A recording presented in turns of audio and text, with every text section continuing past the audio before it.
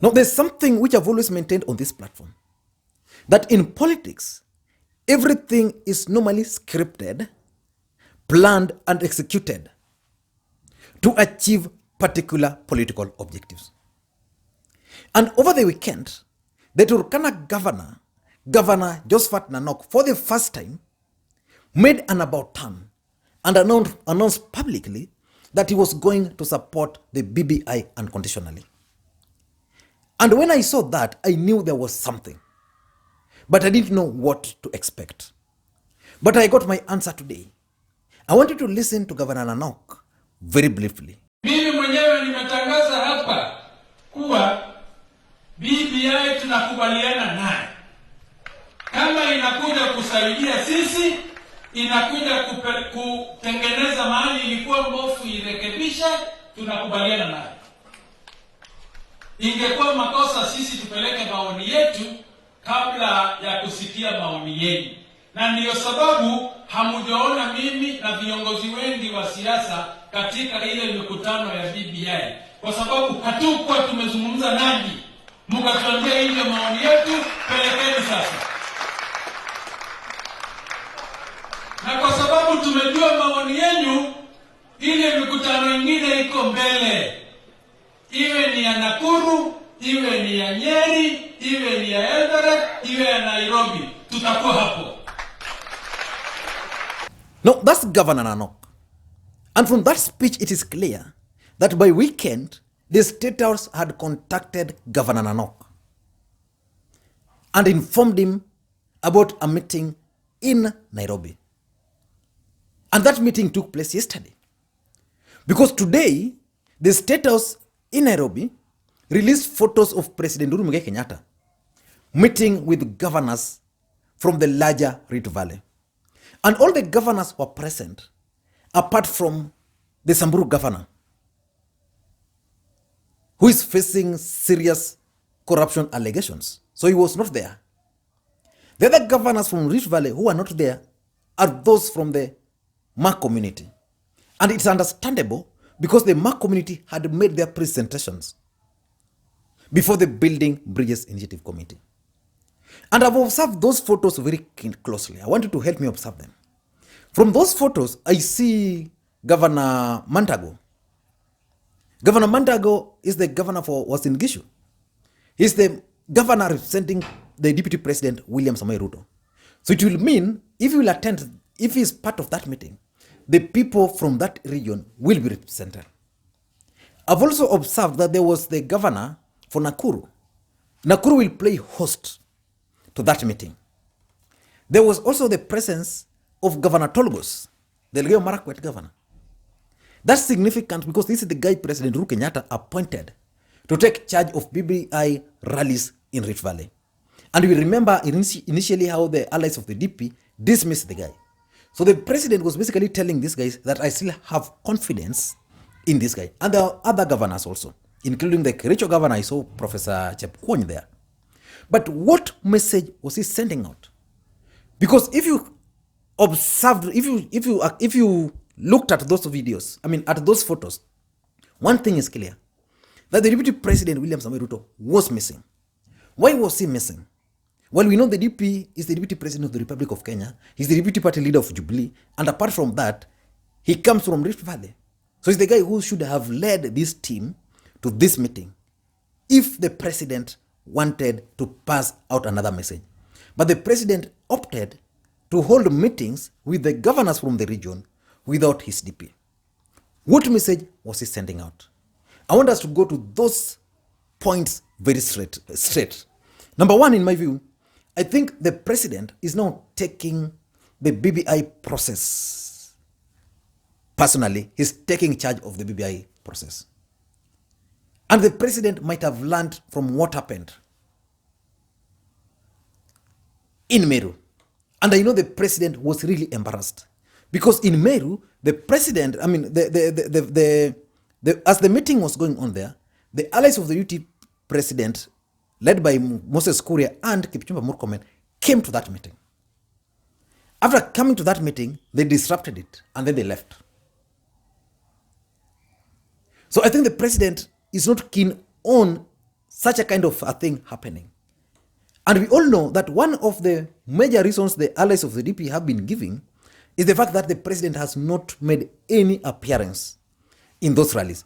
Remember, the rallies began with Kisii, from Kisii, Kakamega, Mombasa, Kitui. It went all the way to Garissa, to Meru, and then Nakuru is the next one. The president has never made any appearance. And that has been one of the issues the allies of the DP have been giving. And also remember, when Meru was happening, the person who met the governors, who was he? It was Raila Odinga. When the Kitui was happening, who met the governors? Raila Odinga.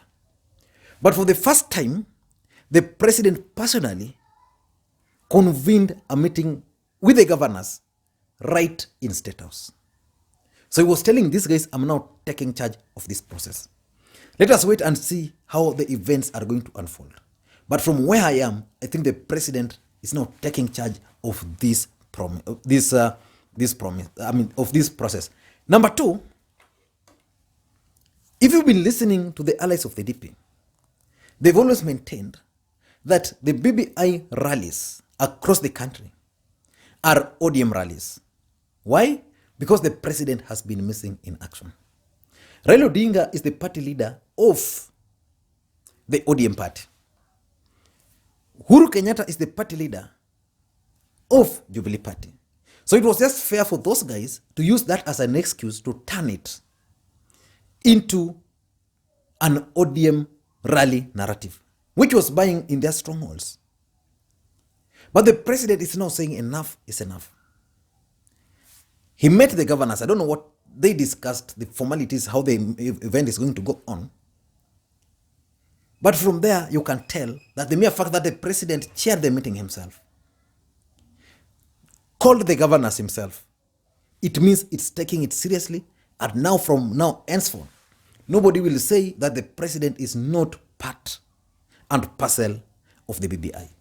From today, henceforth, from yesterday, because that meeting took place yesterday, the Building Bridges Initiative meetings officially is now President Uhuru Kenyatta's baby. You would have argued before that Raila Odinga was probably pushing these things while the president was just reluctant there. Nobody can now push that kind of narrative. Number three, I think the president was also sending out a message to his support base and anybody who cares. He was sending a coded message, the direction of his politics. We all know that the DP himself has dismissed the meeting kama ni zile zinakuwa organized na waganga na walevi. So the president is now responding and is telling his people that for me, my deputy is taking this direction. But for me, this is the direction I want you guys to take.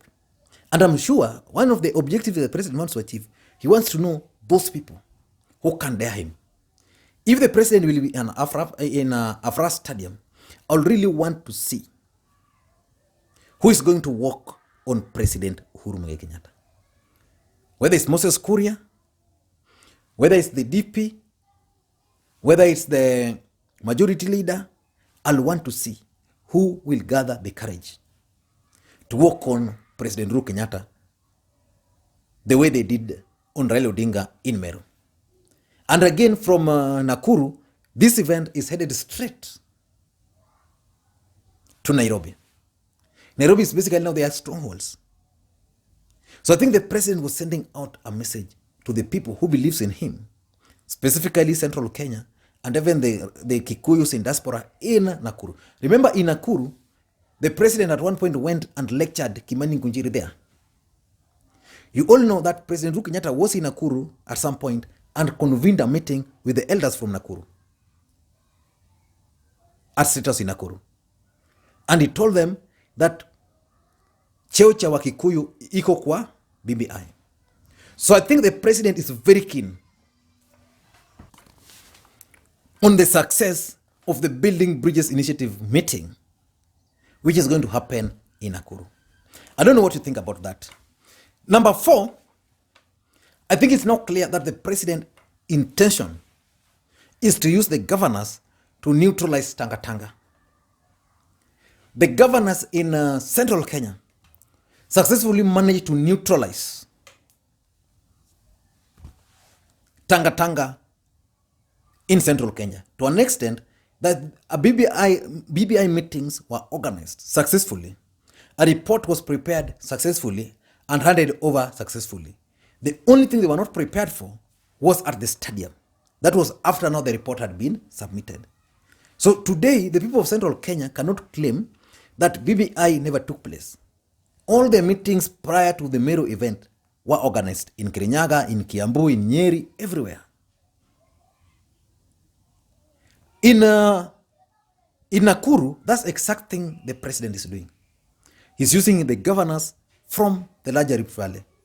And these governors will be tasked with organizing the delegates to that event. It will be easy.